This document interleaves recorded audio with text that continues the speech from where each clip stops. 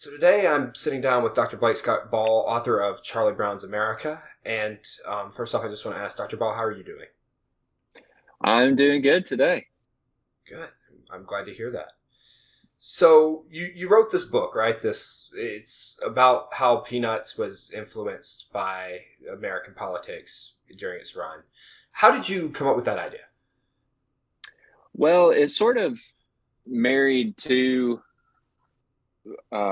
seemingly um, disconnected interests that I have, which is on the one hand, sort of serious political history and the narratives of how power is acquired and used, and it's sort of the big overarching narrative of American history.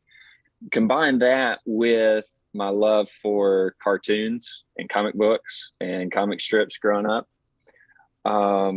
It struck me at one point as I was a grad student scrambling around looking for a good topic to research. It struck me that, you know, um, comic strips appeared, yeah, in a space that in the same space that we do our all of our serious discourse about public life and about political issues and social issues. Peanuts was appearing regularly for decades in the New York Times and the Washington Post and other major news outlets in the country. And so I thought, I wonder, there, given the popularity of this thing, there has to be some sort of connection being made between this news hungry audience and this Charlie Brown hungry audience. And so that's what I went looking for, and that's what the book's about. Okay. That's it's just fascinating. I never would have thought to bring up the connection. So, so you've kind of found that, and then how did you go about like starting your research and really diving into the topic? Well, of course, one of the things I had to do was to read 50 years worth of Snoopy. It ran beginning October 1950, ran all the way to February of 2000. And so there were a lot, somewhere north of 17,000 strips to get through, um, and to sort of piece together what's going on just in the story of the comic strip itself. I also did a lot of reading of anything I could find that Charles Shultz had to say, or through interviews or things like that. But one of the biggest and sort of coolest resources in writing this book was actually the Charles Shultz Museum and Research Center out in Santa Rosa, California, Northern California, up in the wine country, and beautiful place. Awesome people. His family was involved with helping get that set up. And what they have there is mountains of original artwork, correspondence between Shultz and his readers over the decades, business records, uh, original scripts to the TV specials as they were, sort of cutting and literally cutting and pasting. They'd type it out and then they cut it and they'd paste the script together. Um, uh, I mean, all sorts of paraphernalia and like uh, commercial goods and stuff, like licensed goods from across the decades. Just anything and everything under the sun for Peanuts. They've tried to bring together in this one site. So I spent a lot of time in Northern California, sitting in their reading room, just digging through boxes and boxes and boxes of awesome stuff. Wow, I didn't even know that existed until I had the privilege of hearing you speak a couple weeks ago. Yeah, it's a It's cool spot. It's worth a visit, even if you're just sort of a nominal Snoopy fan. Like I said, the weather is always beautiful, and I think in the years that I've been going out there, I've seen rain one time, and just beautiful area. and the museum is awesome. It's so well designed. They have, you can go in this section that is like a recreation of what his studio was like, and so you can see his drawing desk and his shelves and all the kind of artwork and stuff that surrounded him as he hammered out every single day this little comic strip. So it's a cool spot to visit. That is awesome. Yeah, when I heard you speak, you told the story about this sweatshirt, I believe. Yeah. Yeah. I think the audience would be interested in hearing that. Honestly. So one day I was at the archive, and from time to time, Shultz's wife, of course, he passed away in 2000. His widow, Jenny Shultz, is still alive, still very active. She comes into the archive with a box, and she's sort of, she knew me by that point. Oh, hey, Blake. And then she's talking to the archivist. She said, hey, I'm bringing in another box. We found this as we were going through some stuff in one of the closets in one of the old bedrooms. This was some more stuff that just hadn't got transferred over here yet. And she opens it up and she starts showing some different things. And then she pulls out this, looks like this kind of unremarkable gray sweatshirt. When she unfolds it, across the front is this almost like painted in fabric paint. It is the classic bust face of Beethoven that Charles Shultz used to draw to sit on top of Schroeder's piano. And Jeannie says to me, and the archivist says, do you know who made this? And we're like, Charles Shultz, because that's the style it looked like. She said no. She said this was a gag gift from Pablo Picasso. So apparently they had met at a party, and Picasso had turns out was a Peanuts fan, like basically everybody else, and they had gotten into a correspondence and sent some things back and forth. And so one year, as a gag gift, I suppose for a birthday or something, Picasso sent Charles Shultz an original Picasso sweatshirt. That's almost not even a gag, though. Like, I know, right? He could go up in an auction somewhere, and who knows how much money that would make. I mean, it's tied to Picasso and Charles Schultz. I mean, it has to be. Yeah. Has to be in the high seven figures. Yes. But it just goes to speak to how much, especially in the pop art circles, like how much in the 20th century that this was just sort of viewed as it's not really serious art. It's not really, like Charles Schultz would say all the time. He's like, I would love to be referred to as an artist. He said, but the problem is I do all my art in a medium that's meant to be thrown away at the end of the day. Like after today, it's outdated. You don't need it anymore. Most people. But I think it also speaks to just how great an artist Charles Schultz truly was, because he transcended a disposable medium to still be speaking to us in the 21st century. I mean, Peanuts is still running. It's still just. I mean, it's rerunning, but still. Yeah, right. And people, I mean, Apple just did a multi-million-dollar deal just a couple of years ago with Peanuts to do their Snoopy show and things like that. So this is still a huge property. To put it in another context, Forbes each year releases among their list of richest people in the world. Another list that they release each year is sort of the wealthiest estates of deceased people. And for the last decade, at least, it might go back further, but at least the last decade, the top three have consistently been Michael Jackson, Elvis Presley, and Charles Schultz. So, I mean, Peanuts is enormous, and not just in America, all over the world. It just keeps getting bigger. Yeah. I mean, I grew up on it. I remember going to see the Peanuts movie when that came out. I love Yeah. that. Still love that movie.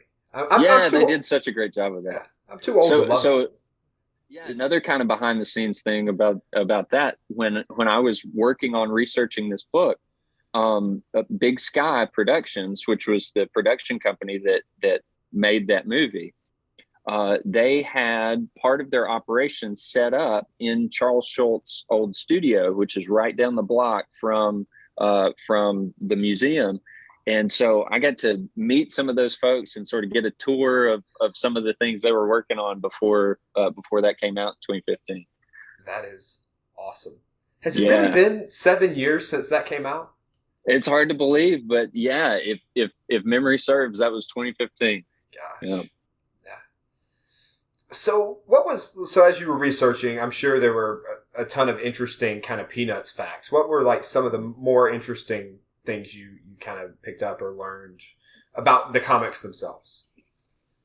Well, um, one thing that really stood out to me, because as I was studying this, I wasn't only learning about Peanuts itself, but I was learning a lot about sort of the long history of newspaper comic strips and what that business was like, and what those kind of circles were like. And one of the things that stuck out is truly amazing once you understand that business is, typically it was not uncommon in the first half of the 20th century for newspaper cartoonists to become quite famous if they somebody like Al Capp or George Harriman or Walt Kelly, um, uh, Mort Walker, wasn't it Beetle Bailey, was another. These guys would, if you were successful, you're syndicated in newspapers all over the country, which means that wherever people travel, you have this in common. It's a national medium, and these guys would, they'd be interviewed in the big magazines of the Time Magazine, Life Magazine, Reader's Digest would have pieces from them from time to time. And so as these guys tended to get really big, the custom for the business was to sort of a studio model, which was that the artist who originally created and drew the thing would transition to sort of a managerial standpoint where they were sort of creative director, but they would have a staff of artists and colorists and letterers below them that would actually do the work, would draw the strips and do the lettering and everything. Well, Charles Schultz became the biggest of all. As far as his income, he ultimately dwarfed anything that any of the comic artists before him had achieved. And yet he was insistent on not going with the customary model where you just shop it out after a few years to somebody else. He from day one all the way to the last day, he drew every single one of them. He lettered them himself. He was always really proud of his lettering, and he was a really good letterer. If you spend any time looking at this stuff, it's remarkable how hands-on he was with Peanuts. He said in one interview, another artist was asking him, why do you spend so much, this is a full-time job for you. A lot of guys usually shop this out. He said, I spend all the time with it because I love it. He said that, like, shopping it out would be like going to the golf course, having somebody else tee up the golf ball and hit it for you. What's the fun in that? So he was very hands-on, which is really unique, and also gives us a really unique perspective of one artist his daily thoughts for 50 years. Yeah. It almost becomes a diary in a way. Yeah, it really is. You can almost see kind of his perspectives on the world changing, especially through Linus. Yeah. Yeah, Linus is one of my favorite characters. I really identify with Linus a lot because, Linus um, tends to sort of have um, he, sometimes he can have a little trouble keeping his feet on the ground because his head's so high up in the clouds, thinking deep thoughts. And sometimes I can definitely identify with that. He comes about, you actually see him in 52, 53, as a newborn. There's a birth announcement. Check out Peanuts next week. Lucy's getting a little brother, and sure enough, here comes this little baby. And so we see him grow up in the 50s, and it's a really interesting dynamic because he's sort of learning from the other kids, and especially learning from Lucy, his big sister. And Lucy is so confidently wrong sometimes about the way she explains the world to him that it drives Charlie Brown to great anguish as he overhears these lessons. So one of the ways that Linus begins to sort of find his own voice is really in theology, and he becomes sort of a mouthpiece for Charles Shultz to reflect on some of the things that he was really deeply considering and working through himself. He had been a World War II veteran. He was drafted into World War II. This kind of guy like it, which may resonate with some of your listeners right now as we look at what's going on in the world. Thoughts about what is this going to mean for me as a young adult. Well, as World War II broke out, Charles Shultz went from I want to be an artist to I've got to learn how to be an infantryman and fight the Germans in World War II. And so, ironically, coming from a family who was German American, some of his relatives spoke German around the house. He goes through that experience, comes back home, and feels very lonely, very disconnected. His mother had passed away while he was in his basic training. His father had remarried, and so everything was just very different when he came back home. And for him, the thing that really helped ground him, aside from his art, was a new faith. He connected with Christianity for the first time in his life, and that became a really essential part of his life and thinking. And so Linus becomes a way of expressing that part of Charles Schultz thinking, most famously, of course, in the Charlie Brown Christmas special. And he caught a lot of flack for that special, didn't he?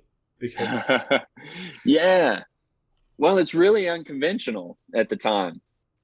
Once again, Schultz was taking some of the industry wisdom and rethinking it, challenging the norms.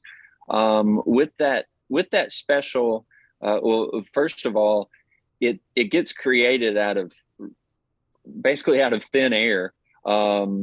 Schultz in the early 60s had been contacted by a documentary filmmaker named Lee Mendelson, also from California, who had been working on a Willie Mays documentary when Willie Mays was playing for the San Francisco Giants. And it just so happened one of the days that they were in the stadium shooting that documentary, it had been Peanuts Day. And so Charles Schultz had been there and had thrown out the first pitch and all this. And Lee Mendelson meets him and gets talking to him and said, man, this guy's really interesting. And so he contacts him, hey, I'd love to do a documentary about you. And so he does a documentary. It ends up being called You're a Good Man, Charles Schultz, or Charlie Schultz, I think they call him. But Mendelson is having trouble. None of the networks will pick it up. He keeps trying to sell it, and it's just not selling. One day he is talking to one of the advertising executives back on the East Coast, once again trying to pitch this idea, and the ad executive says, well, I don't really have any of my clients that would be interested in that. He said, but I do know that Coca-Cola is looking to sponsor a holiday special. And Lee Mendelsohn says, oh, well, in that case, they would love a Charlie Brown Christmas. And, they say, oh, Charlie Brown Christmas. Like, yeah, it's this whole Christmas story, Christmas pageant, all about Charlie Brown with the characters, animated, with music. Love it. Let us talk to Coca-Cola. You get us a script and we'll run with it. So Lee Mendelsohn gets on the phone, calls Charles Shultz and says, hey, good news. I just sold Charlie Brown's Christmas. And Charles Shultz says, what in the world is a Charlie Brown Christmas? And Lee Mendelsohn said, it's the half-hour TV special that we're going to write this weekend. So clear your schedule. And sure enough, they did. He drove up to Northern California, and over Friday, Saturday, Sunday, they come up with a script. And as I said, it's going to be a really unconventional sort of thing because Shultz wants actual age realistic voice actors. So they're dealing with 4, 5, 6, 7-year-olds.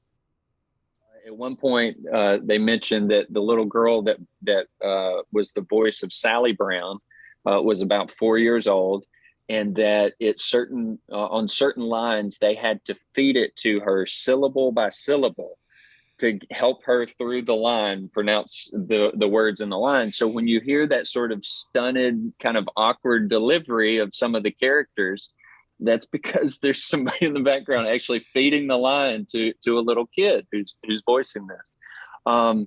Another unconventional element of it was that the music in it was not going to be orchestrated like you would have seen in a Disney special. It was not going to be some sort of kind of contemporary pop music for the time. Instead, they went with piano jazz. Very kind of even killed. The first time Vince Guaraldi, who was an artist out of San Francisco, his trio is the group that did the music for that first piece. And the first time that he ever comes up with the Linus and Lucy theme, which most people probably think of as the Peanuts theme, da da da da da da da da da da da da. He calls Shultz on the telephone.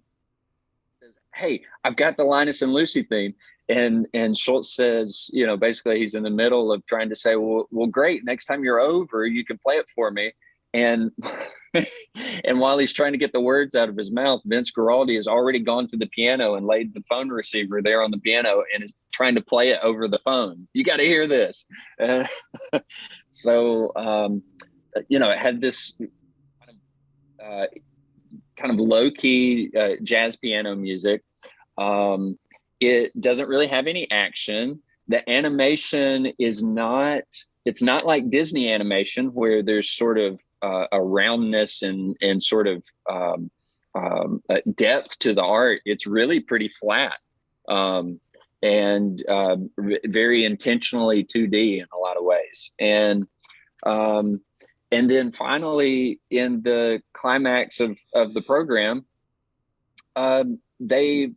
Linus, like everything stops and Linus recites the better part of Luke chapter 2 when he's explaining the meaning of Christmas. So when CBS, who agreed to air this, and Coca-Cola executives sit down to watch a screening of this thing for the first time, they're very concerned that this thing is just it's just a little offbeat. It's weird for what you would have expected at the time. I mean, think one of its contemporaries is How the Grinch Stole Christmas, right? And it's got that famous, very singable, "You're a mean one, Mr. Grinch." And then here you've got Charlie Brown Christmas over here, "Christmas time is here," and very kind of, like like you took a sedative to relax before you film this thing. And so executives are very concerned about it. They're also concerned that there are going to be people offended by this putting Holy Scripture, serious religious stuff into a TV cartoon. And yet Shultz says, you know what? His line about it was, if we don't do it, we're going to, right? If we don't point this out, that Christmas is not about gifts and trees and lights primarily, but Christmas is about remembering this important event in world and Western history. And so goes with it. CBS planned to run it one time, and that was going to be the end of it. Yeah. It was meant to be a one-off, and it was so overwhelmingly popular that by the end of that week that it aired, CBS had publicly announced that they would air it again next Christmas on multiple dates, and it would become regular airing annually. And 2, that they had contracted 3 more Charlie Brown specials. And so that would be where we get, I think, the Thanksgiving special, the Halloween special, and I believe, was it Charlie Brown All-Stars or one of the other early specials? I've got them all on DVD back home. I can't remember. Yeah. The life of me, the last one. Yeah. Yeah. Maybe Happy New Year, Charlie Brown. That one's pretty quick. That one's pretty soon after, but it's not one of those that first batch. Another funny thing, Shultz would joke later on that they ended up making so many Christmas specials, so many holiday specials, that they started running out of holidays. He said, so eventually we got to making, it's Arbor Day Charlie Brown, because we didn't have any other, they were about to, I guess they could have gone with it's Tax Day Charlie Brown or something like that. But, age up all the characters 20 years, and they're all just like running their hands through their hair. The IRS has gone after Snoopy. Right. What is he doing with all the income from these secret jobs he has? He still hasn't paid his war taxes. It's funny. Yeah, I grew up on those specials, and I was surprised to hear, because like in my family it's always been this is it's like the standard for Christmas TV. And then to hear like who thought it was a bad idea? Why would you? Yeah, well, and it's so weird from this side of it to think that. But for where TV was at the time, it just there was a lot of concern that it wouldn't work. I think also, have you ever watched the show Mad Men? I have. Yes. Mad Men really touched on this in some of its kind of middle seasons, where you begin to have this emerging rift between some of the older generation, like Don Draper and his boss Roger Sterling, and some of the new talent that's coming in. Some of these new guys, they're a little more free. They're a little more, they like a little. And I think Peanuts was really falling right in that space in the middle, because for every buttoned up conservative Republican voter like Peanuts fan, there was also a college leftist, like, new left kind of Peanuts fan as well. Like it really, because of its oddness, it connected with both sides. Schultz just kind of hit on a magical recipe that fit a moment that was where everything else in the world felt like it was splitting in half. And yet here is this one thing that most Americans can still agree on. This weird little piece of art. We need another Charlie Brown special these days. that solves all the problems. Russia gets out of Ukraine, and it's world peace. Charlie Brown. Yes, I think we could all get behind that. Yep. Gosh, it's just so fascinating to me. So I guess really one of the other things I wanted to ask is, so when I heard you speak, and I just wanted to say great speech, by the way. I left Thank you. Thoroughly interested. You mentioned you went kind of character by character and talked about their influences. And I don't want to give away your book, but I was just kind of curious if there was one character that you would really say kind of influenced America the most. Yeah. I think if you're going for a character that has most sort of influence and connect with generations of Americans, it's got to be Snoopy. Snoopy represents in the most sort of basic way, Snoopy represents the special love and connection and frustration that we all have, all of us who are pet owners.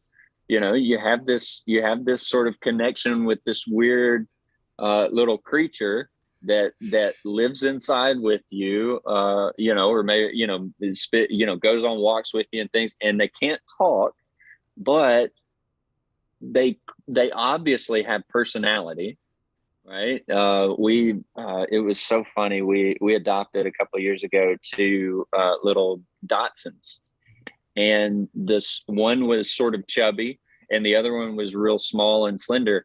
And the small and slender one was the bossy one of the 2.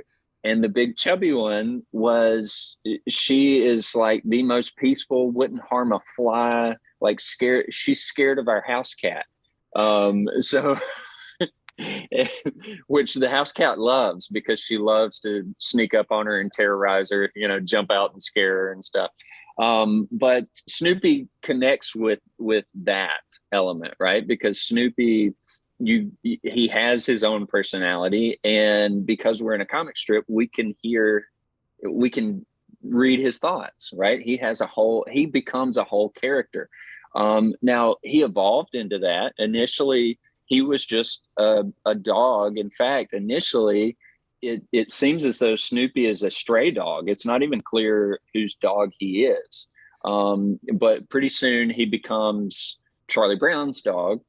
And he has this doghouse, and there's a great strip in the early 50s where Charlie Brown and Shermie, one of the other early characters, are walking home from school, and they're looking at all the houses in the background, and all the houses have TV antennas on them. And Shermie says, "Man, everybody's getting a TV antenna these days. Have you noticed?"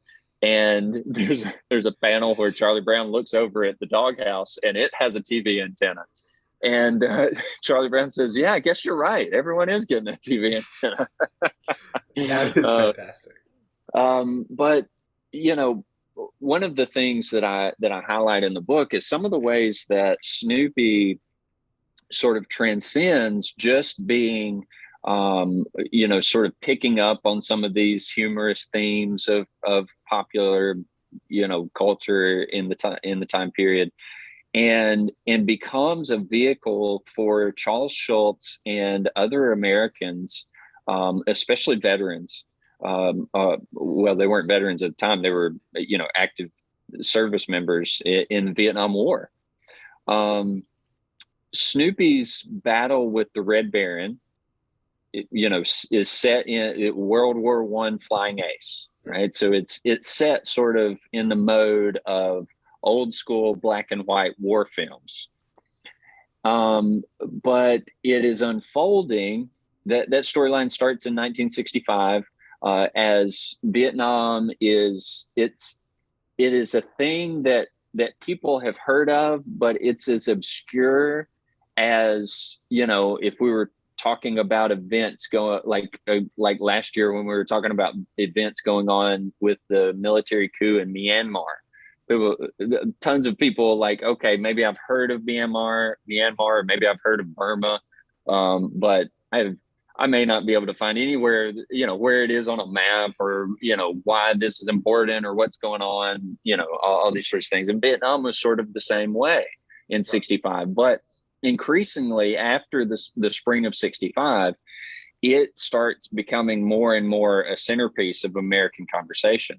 So much so that it passes in 66 and 67, it passes civil rights as the number one greatest concern of Americans in the Gallup poll. In this context, Snoopy is fighting this war, and it's becoming very popular. Shultz gets tons of letters, people writing in, or people building. A number of people like built flying dog houses. Like they would build these contraptions and put Snoopy on it and like actually fly. And people still do. You can find videos on YouTube of people flying like these flying ace dog houses that they built with the little like lawnmower motor propeller, on it and stuff. It's crazy stuff what people will do with their time and talents, but kind of cool too. Yeah. But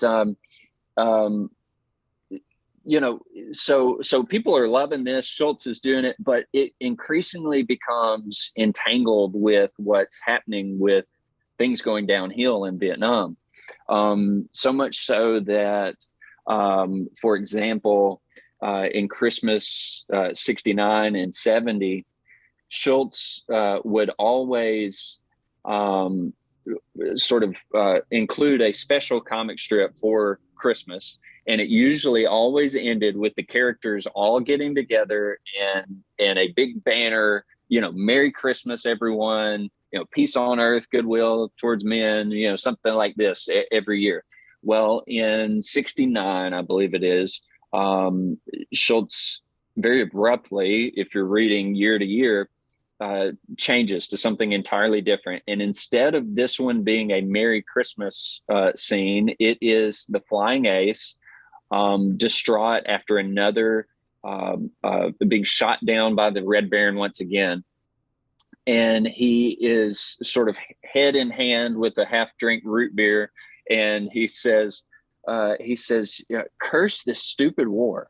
Is it ever going to end? Right.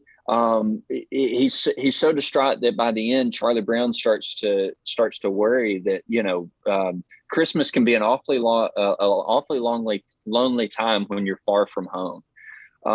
And so what the flying ace becomes is really a sort of, this empathetic letter to soldiers in Vietnam, many of them in the same situation that 20-year-old Charles Shultz had been in, sent off to war when that was never what their plan had been for their life, but that's what their life has become.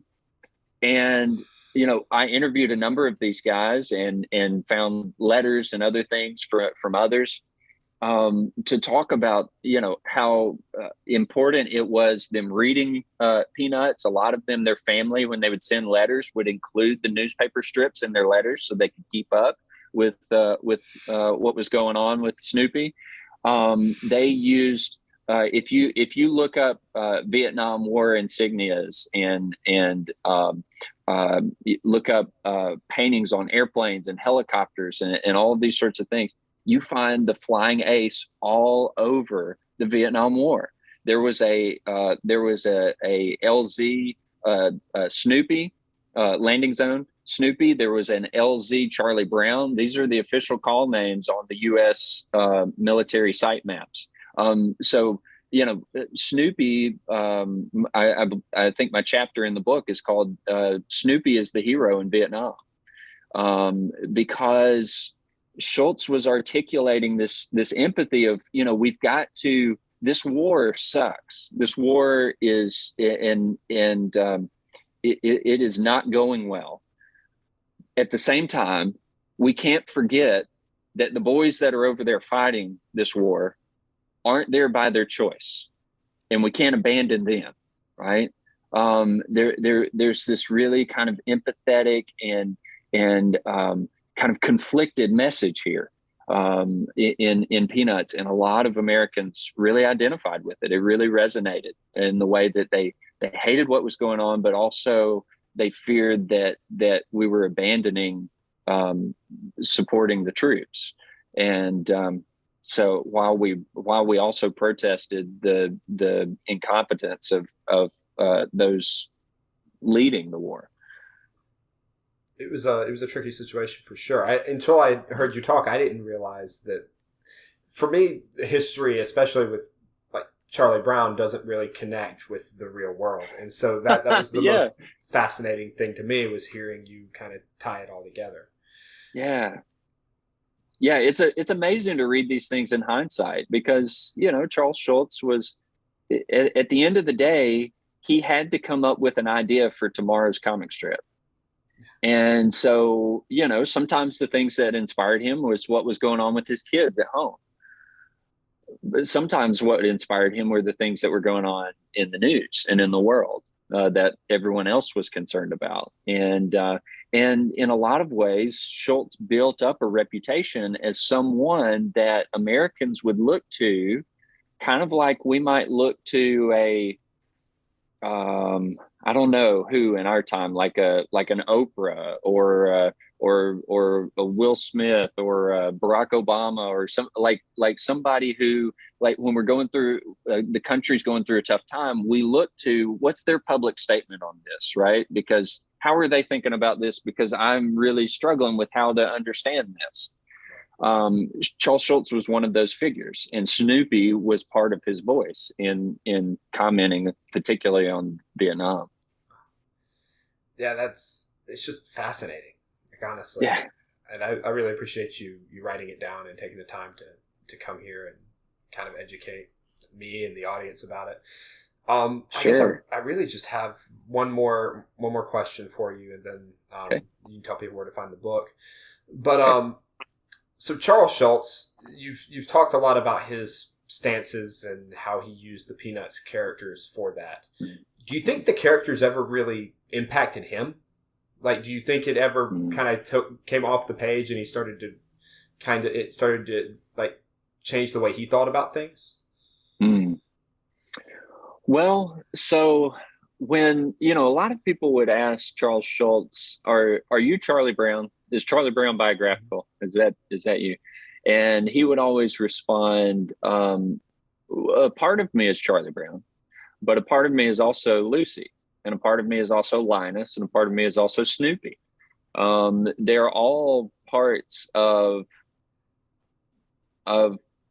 kind of he would say, kind of his different moods, and we can all identify with that. Like, I always have trouble when people ask, like, so you're pretty outgoing, aren't you? Because, like, I really enjoy, I do enjoy talking in front of groups like the one, that we had a couple of weeks ago, or I enjoy teaching, being in front of people.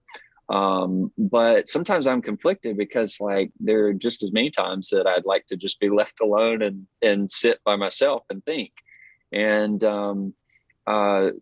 so Schultz, saw it as an expression of the different facets of his own personality. But I think if there's one in particular that is sort of a character that changes Charles Schultz, it's got to be Franklin.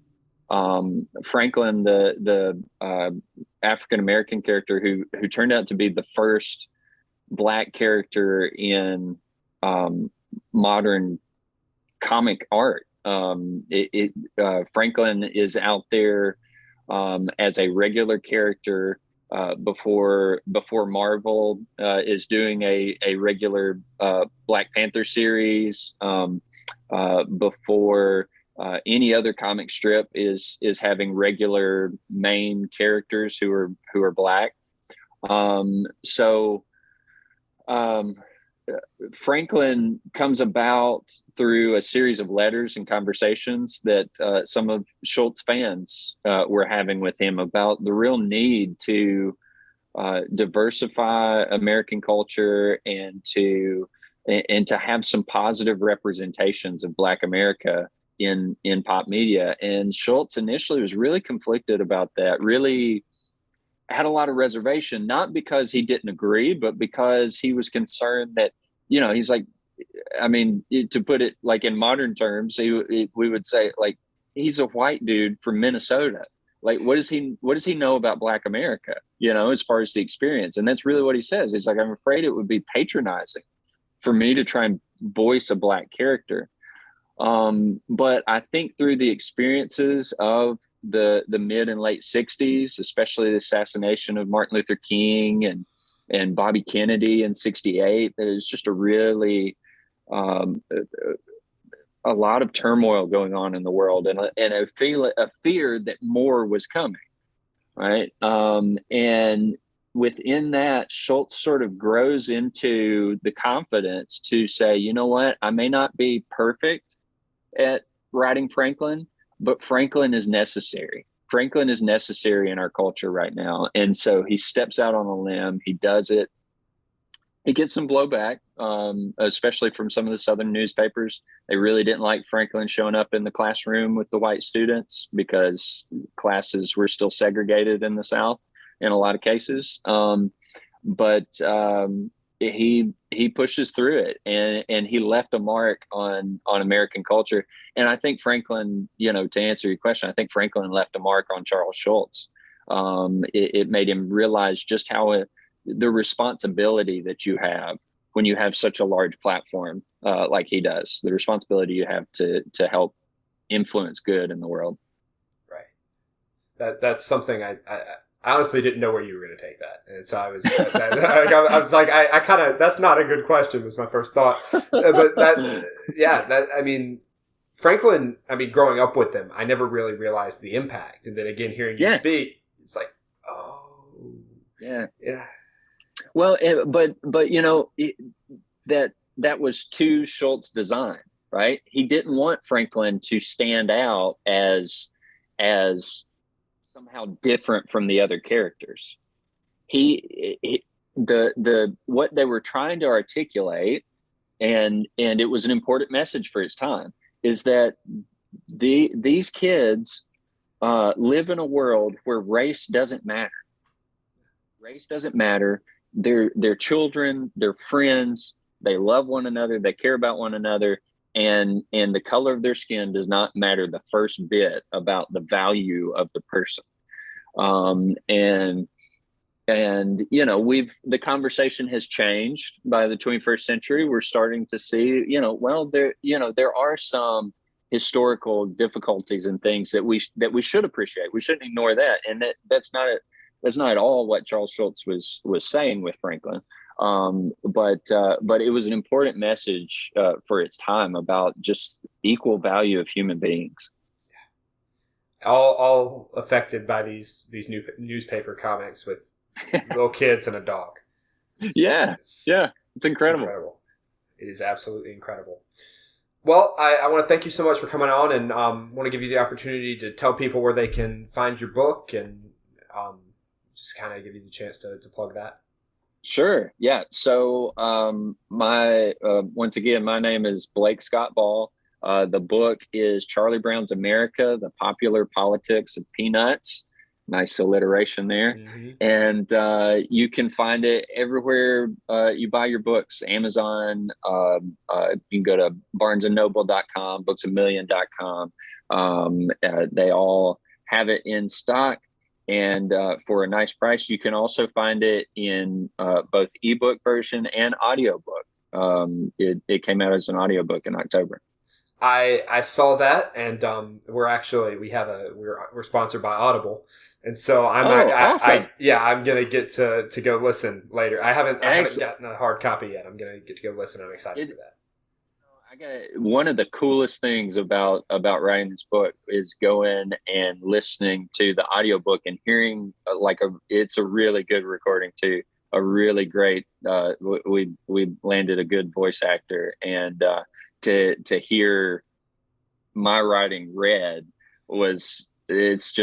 it's bizarre, but awesome. Yeah, I can understand that. not as obviously not as much, but I can completely see that. I'm really looking forward to hearing it. And again, thank you so much for just sharing all this knowledge and just fascinating history. Thank you for having me. It's fun. It's fun talking about it every time.